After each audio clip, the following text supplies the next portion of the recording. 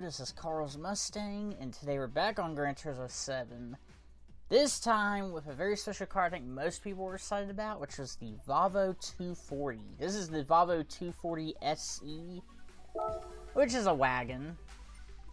Nothing wrong with that. But it was one of the safest cars back in its decade when it was made. Now, I'm not quite sure if this one's a returning face, because I think the one on the older Gran Turismos was a different Volvo. So it's not a returning face, but still, I'm going to go ahead and purchase it, and I'll see you guys out towards the track. The Volvo 240 SC. This time I'm going to use Brands Hatch, because it's a track I rarely use when it comes to doing review videos. But as usual, I went with Sport Medium, because low performance level of the car. And of course, no performance upgrades. Also, one thing I forgot to mention is this thing will probably make a good Volvo 240 turbo build. Because they did make a 240 turbo. I don't know if they ever made it of the wagon. What did they make? Yeah, they made a wagon. I think they made a wagon version. I could be wrong. And of course, they made the sedan version as well. And I think they made a coupe. I'm not quite sure. I'm not very keen on my Volvos. But, as usual, I'll go quiet and I'll tell you my thoughts at the end of the ride.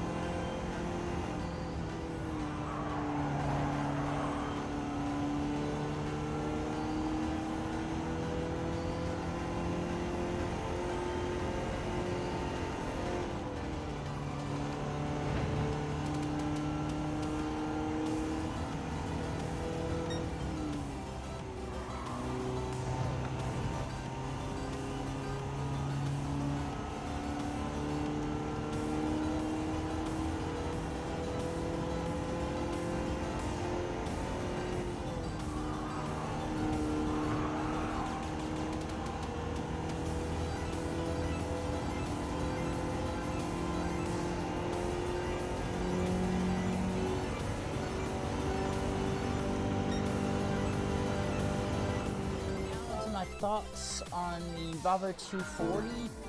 Not bad. It was actually a little peppier than I expected, especially only 109 horsepower being in a basically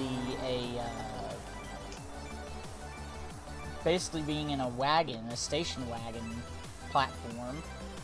All around, not bad. I mean, it still needs a little bit more power, to be honest.